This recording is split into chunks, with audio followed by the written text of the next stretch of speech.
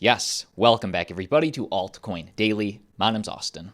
In today's video, I want to share with you the latest news involving Bitcoin, involving altcoins like the Metaverse, a huge update involving Celsius, 3 Arrows Capital, and much more. So, like always, check the timestamps down below. Find the news that's best for you. Seriously, the timestamps are there for you. Feel free to check them. And let's jump in, starting with Bitcoin. Texas Bitcoin miners power down as a heat wave threatens the grid with rolling blackouts. So if you hold Bitcoin, here is what you need to know. Nearly all industrial-level Bitcoin miners in Texas have fulfilled their promise to suspend operations while the state waits out a heat wave that's expected to push its electricity grid to the limit.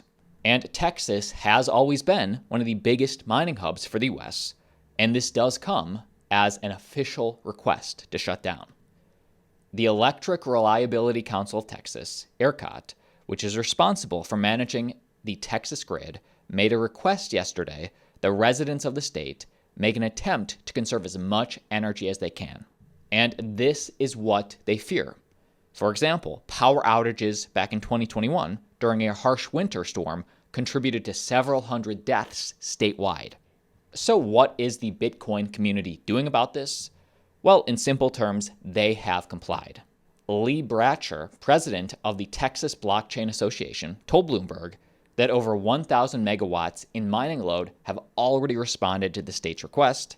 In a direct quote, "This represents nearly all industrial-scale Bitcoin mining load in Texas and allows for over 1% of the total grid capacity to be pushed back onto the grid for retail and commercial use." So they gave up over 1,000 megawatts, helping their fellow people in Texas. And just keep in mind, in terms of what this means for you, is that this is nothing new for the Bitcoin mining ecosystem. Things like this happen year after year in different parts of the world all year. Whether it's the wet season, dry season in Asia, other parts of the country, all par for the course for the Bitcoin mining ecosystem, the ebbs and flows which makes this network stronger.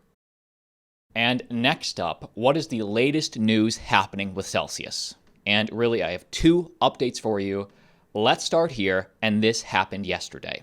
Celsius reclaims $172 million in collateral from Aave and Compound, and to get this money back, they did have to pay down $95 million in debt, which they did, and then they got some of their collateral back. The maneuver freed up $172 million of collateral that had been locked in the platforms Aave and Compound as collateral. Now, Celsius used a similar treasury management tactic last week on the Maker platform when they freed up $480 million in collateral as well. Now, this doesn't represent all of Celsius's debt to Compound and Aave, but it is a nice little chunk. And how specifically did they pay this debt off? Well, data on Nansen Portfolio Tracker shows that a wallet linked to Celsius transferred $35 million in DAI, MakerDAO's dollar-pegged stablecoin, as well as $40 million in Circle's USDC stablecoin in various transactions to make the payment.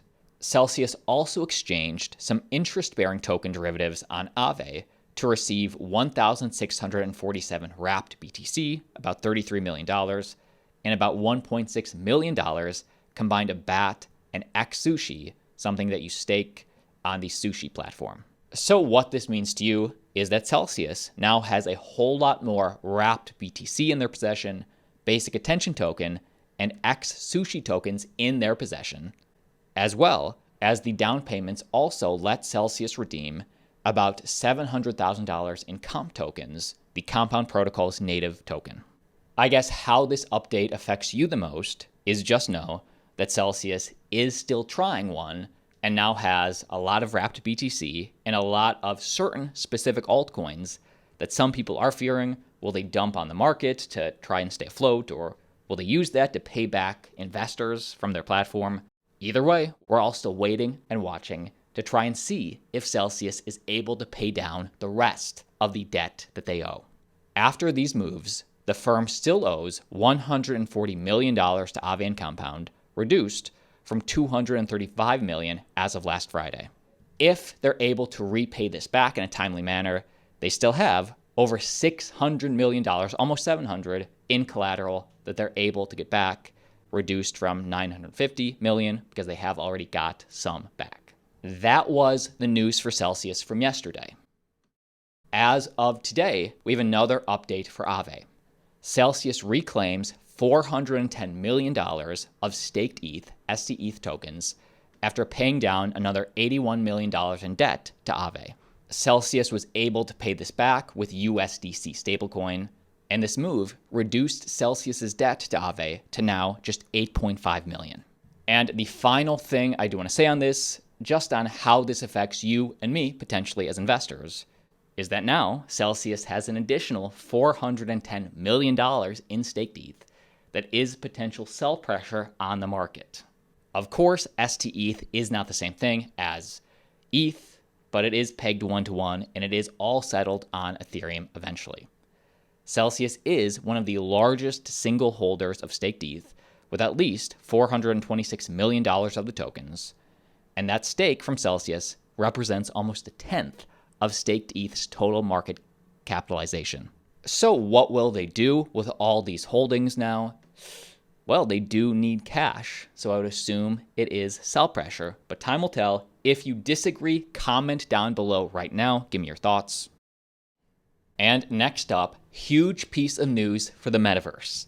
Playboy to launch its first MetaMansion in the Sandbox. So a huge piece of IP that chose this Metaverse as opposed to others, and in terms of what they plan to do with this. According to a July 11th announcement, this virtual version of the Playboy Mansion will feature a host of games, social and programmed events, along with future NFT collectibles released from the firm.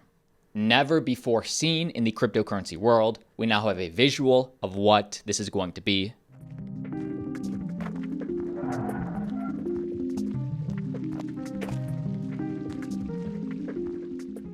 All right. Sexy? Question mark. The MetaMansion also builds on Playboy's Rabbitars NFT project, which consists of almost 12,000 tokenized bunny avatars. Hodlers of these NFTs will soon be able to access exclusive experiences at the virtual mansion. However, the specifics and the launch date of the MetaMansion have not yet been detailed. Hey, either way, cool for the Sandbox. I'll keep you updated. And next up, bombshell piece of news involving 3AC. Three Arrows Capital founders, Suzu and Kyle Davies, appear to be ghosting the lawyers involved in their liquidation proceedings. Recent court documents indicate that the pair had not yet begun to cooperate with the process in any meaningful manner. So, the plot thickens. But coming off that news, Three Arrows co-founders re-emerge after almost a month of silence with tweets accusing the Liquidators of baiting. So a little he said, she said, and essentially this is just going to slow down the process for all of us in making this right. But essentially, in his first Twitter posting since June 15th, Suzu shared a screenshot of what appears to be an email exchange between the fund's legal counsel, this are their lawyers, and an executive in charge of liquidating Three Arrows. And here is that screenshot in the flesh. Suzu says, "Sadly, our good faith to cooperate with the Liquidators was met with baiting. Hope that they did exercise good faith with the Starkware token warrants." Okay, interesting. Basically, this just means that this may not get solved as quickly as we hoped.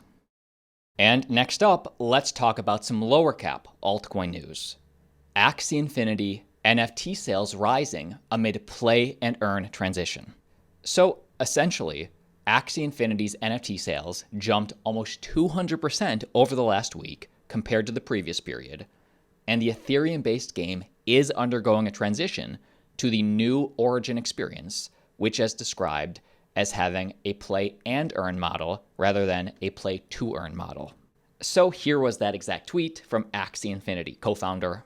22,000 Axies sold in the last 24 hours was only at 7,000 a few weeks ago. Origin growing quickly with the new alpha season, 4,600 downloads yesterday, and Bridge is up. It got hacked, the Ronin Bridge, whoops, but now we're back. And Land, 90% staked, is emitting AXS. Nature is healing. So a lot of information I just dumped on you, but essentially why Axie Infinity is seeing this surge is in large part to their new Origin version of Axie Infinity, which implements a new battle system, virtual upgrades, and other enhancements. Also, for their Metaverse, 90% of Axie landowners have staked their NFTs to earn passive AXS. Interesting. Interesting to see which metaverses are making progress in this bear. And next piece of news in the Elrond ecosystem for Ethereum. Currently, your data is stolen and used by organizations on a daily basis. They steal all your personal information and use it to increase their profits. Ethereum is on a mission to level the playing field for you, the data creator. Who's with us? I love this. This is exactly what we're fighting for. And the news today with Ethereum is this. We are excited to announce our newest partnership with the pioneers in crypto liquidity solutions, ZoidPay. We will be bringing our unique retail passports into their e-commerce metaverse. Own your shopping data with our NFMe ID. And here are the details. Basically another way to describe this partnership, allowing you to own your own data in the e-commerce metaverse. Essentially, this empowers users to shop freely in the metaverse using their personal data preferences, so you choose, you're in control, and ZoidPay will aim to adopt our exclusive retail passports powered by their tech, empowering users to own and operate their data to enhance their shopping experience. So just cool to see the building, cool to see the evolution of Web3 and what this is all about. But that is the video. My name's Austin. Like always, see you tomorrow.